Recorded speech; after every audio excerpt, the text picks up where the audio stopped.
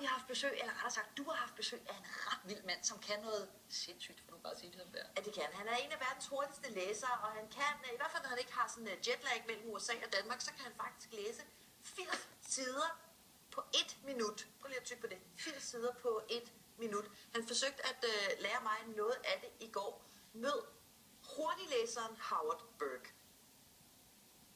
Good morning and welcome, Howard, to the show. You are actually the world's fastest reader, according to Guinness Book of Records back from 1990, a record that hasn't been broken yet. Back then, you read, how much was it, 80 pages per minute? Yes, 80 to 90, depending on the number of words on the page.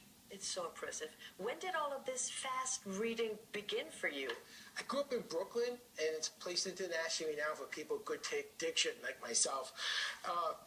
I found the safest place to play was the library, because there were a lot of gangs, and gang kids don't go to libraries. They still don't go to libraries. You ever been in a bookstore or library and felt threatened? It won't happen. So I read a lot. I read well. I read books on physics and mythology when I was 7 or 8. By the time I was 12 years old in 6th grade, I was at the college level.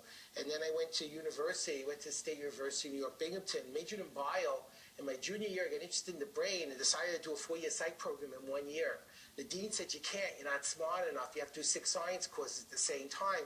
And that's when I realized they don't teach you how to learn at work or school.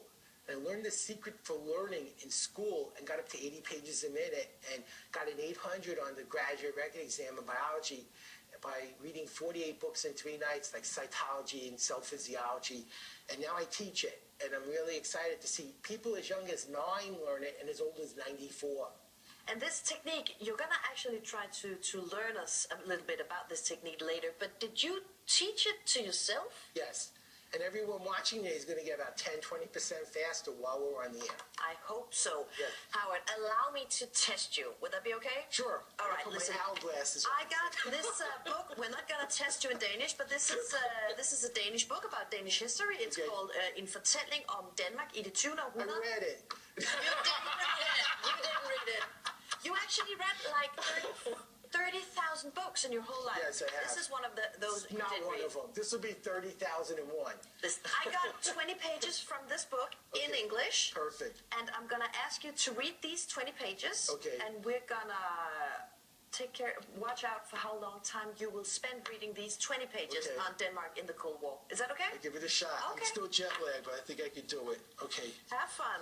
Okay, let's just first get the pages so they turn. Okay. That's the first thing you need. Okay. Okay.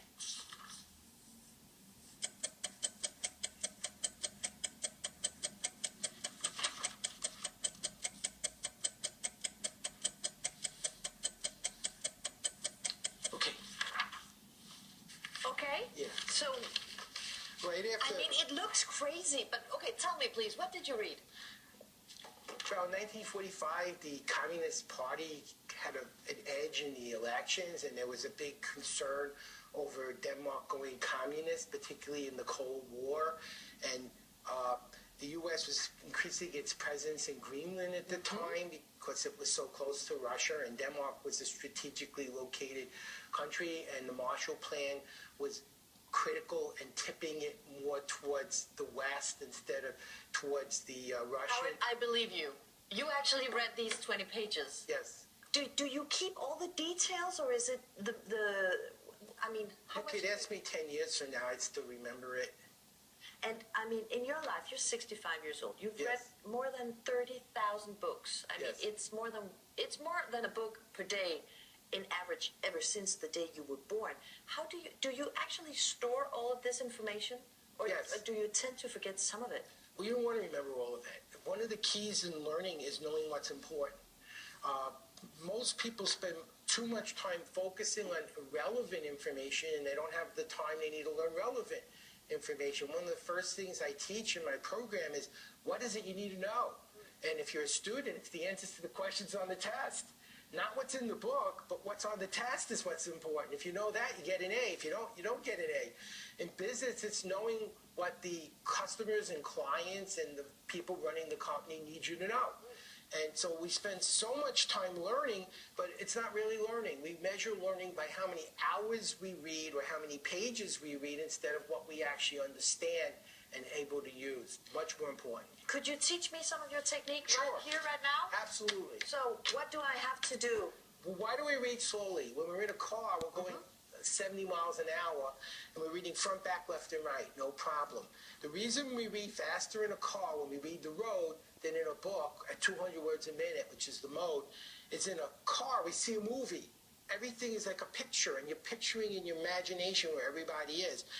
In a book, you're reading one word at a time. You're literally hearing with your eyes. I'm going to show you how to start seeing a movie in the book. You're going to use your left hand, and you're going to go for 1 minute before you actually start. You're going to go for a minute in a book that you know, and time yourself with a smartphone or a watch and see how far you go. And then take a pen or pencil, mark off, so you know how much you can do in a minute. Now here's the secret sauce. Take your left hand, you go one line at a time from the left to the right margin, one line at a time, with your eye following your hand as quickly as you could comprehend. And keep speeding up till you don't know what you're reading and you find your ceiling. And then slow down just enough so your comprehension comes back. And you practice for about 2 to 5 minutes going at that speed. When you're done, go back to where you initially tested yourself for 1 minute. And this time, using your hand, read for a minute. And you'll be amazed. You're going to go 10, 15, 20% further than you did in the first minute simply by using the hand, which makes your eye work more like a camera and less like an ear. Yeah, because, I mean, I already, even though it's slow Even because now. I'm concentrating, Yes. I actually get more words than when I read every single word. Absolutely. But I don't understand why. Because what you're doing is using a different part of your brain. When we normally read, the part of the brain that's reading is the part of the brain that talks. When you're doing this, we're turning on a more visual part of the brain that can take in more imagery. And we're taking in the information more like a movie and less like a conversation. This is weird. It's very easy to learn. It is actually easy to learn. Easy oh my to God. learn. Okay, I'm going to be like this tonight with my novels at home. Yes. Honestly, can anybody get as good as you? My youngest student was 9, 5 seconds a page, 9 years old, and my oldest was 94. Howard Berg, thank you so much. Thanks for having me. Thank you. Ja, og altså jeg vil bare lige gentage, Howard Berg, han læste med blæsende jetlag, hvad der svarer til 40 bogsider på 1 minut og 34 sekunder i går. Hvis du godt kunne tænke dig at møde ham og høre mere om de her teknikker, så holder han faktisk foredrag i eftermiddag i København ved et såkaldt Speakers Club arrangement.